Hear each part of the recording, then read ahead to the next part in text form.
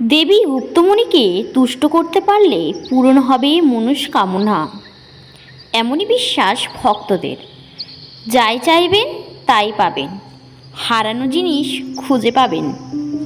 ঝাড়গ্রাম থেকে প্রায় ২৬ কিমি এবং খড়গপুর স্টেশন থেকে ১৮ কিমি দূরে রাজবাঁধে অবস্থিত দেবী গুপ্তমণির মন্দির। কিন্তু এই মন্দির কিভাবে গড়ে উঠল বা কেই বা গড়ে তুলল এই মন্দির, এবং এই মন্দিরে কি এমন আছে? সেখানে কিন্তু সারা বছর লাইট থাকে না, কোনো আলোর ব্যবস্থা নেই, অন্ধকারেই পুজো নেন দেবী। চলুন সেসব ইতিহাস জানা যাক। ১২৭২ সাল নাগাদ এই পুরো অঞ্চল ছিল ঝাড়গ্রাম রাজাদের রাজত্বের মধ্যে। ওই বংশের রঘুনারায়ণ মল্লদেবের প্রিয় একটা হাতি হঠাৎ একদিন নিখোঁজ হয়ে যায়। হাতি উদ্ধারের চারিদিকে লোক পাঠিয়েও কোনো লাভ হলো না, কোথাও খুঁজে পাওয়া গেল না সেই হাতিকে। এমন সময়ে একদিন রাতে রঘুনারায়ণ এক দেবীর স্বপ্ন পেলেন। স্বপ্নে তিনি জানতে পারলেন শুকনিবাসের জঙ্গলে এক গাছে রাজার প্রিয় হাতি বাঁধা রয়েছে। স্বপ্নাদেশ শুনে রাজা লোকজন নিয়ে নিজেই সেখানে হাজির হলেন এবং দেখা গেল সত্যই ওই জঙ্গলে রয়েছে সেই হারিয়ে যাওয়া হাতি। জঙ্গলে লতা গুল্মে আটকে আছে তার পা। লতা পাতার বাঁধন খুলে দেবার পর হাতি আনন্দে সুরে করে রাজাকে পিঠে তুলে নিল। এদিকে রাজা যেদিন হাতি ফিরে পাওয়ার স্বপ্নাদেশ পেলেন, সেই দিনই স্থানীয় লোধা সম্প্রদায়ের নেতা নন্দভক্তা এক দেবীর স্বপ্নাদেশ পেলেন যে জঙ্গলের মধ্যে একটা মোড়া গাছের নিচে এক দেবী মূর্তি পোতা আছে। নন্দ যেন সেই মূর্তি খুঁজে বের করে তার পূজার ব্যবস্থা করে। দেবীর স্বপ্নাদেশ পেয়ে নন্দভক্তা জঙ্গলের মধ্যে খুঁজতে খুঁজতে একটা মোড়া গাছের গুড়ির নিচ থেকে পাথরের দেবী মূর্তি পেলেন। তিনি সেখানেই বুনো ফুল ইত্যাদি দিয়ে দেবীর পুজো করলেন। নন্দভক্তার এই দেবী প্রাপ্তির খবর চাপা রইল না।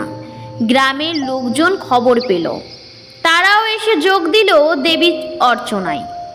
ধীরে ধীরে খবর পৌঁছালো রাজা রঘুনারায়ণের কাছেও। তিনি খোঁজ খবর নিয়ে সমস্ত জানলেন এবং দেবীর পুজোর জন্য নন্দভক্তাকে ওই শুকনিবাসা মোজা দান করলেন। প্রতিশ্রুতি দিলেন সেখানে একটি মন্দির গড়ে দেওয়ার।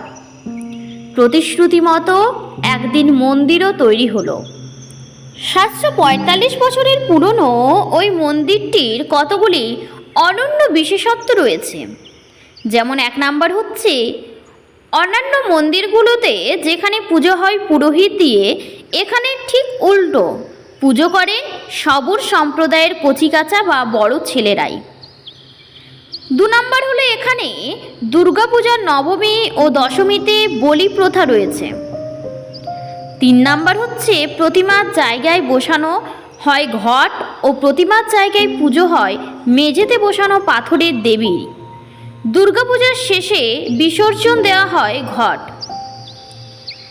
৪ নাম্বার হলো, এই স্থানটি একসময় রাজাদের গুপ্ত পথ ছিল, তাই মন্দিরের নাম দেওয়া হয় গুপ্তমণি।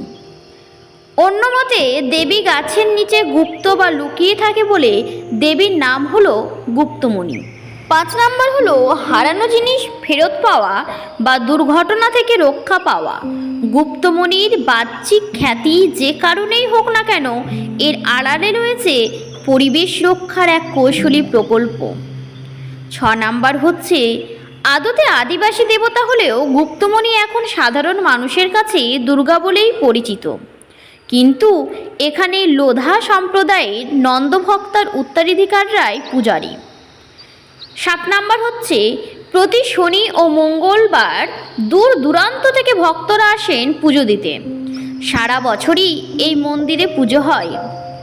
8 নাম্বার হলো মন্দিরের লাগোয়া প্রাচীন গাছে ঝুলছে ভক্তদের মানত করা পোড়া মাটির ছোট ছোট হাতি ও ঘোড়া। কোনো মনস্কামনা পূর্ণ হলে ভক্তরা ওই হাতি ও ঘোড়া গাছে বেঁধে দিয়ে যায়। 9 নাম্বার হচ্ছে মকর সংক্রান্তির দিন মন্দির চত্বরে হয় বড় উৎসব।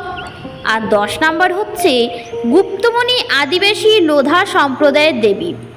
তবে শুধু আদিবাসী দেবতা বলেই নয়, অন্য এক বিশেষ কারণে এই দেবস্থানটি মাহাত্ম্যপূর্ণ।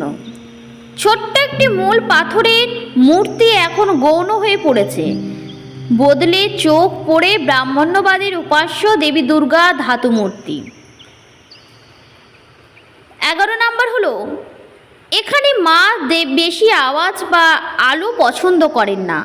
মায়ের এক সেবিকার কথা মতো এখানে অনেকবার মন্দিরটিতে আলো লাগানো হয়েছে, কিন্তু তা টেকে না।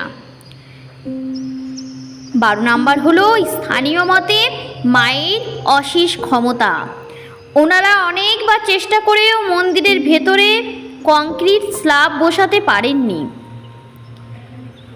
ঝাড়গ্রাম অঞ্চলে এই মন্দিরটির কথা জেনে যদি আপনাদের ভালো লাগে তাহলে অবশ্যই চ্যানেলটিকে সাবস্ক্রাইব করে দেবে, লাইক শেয়ার করতে ভুলবেন না।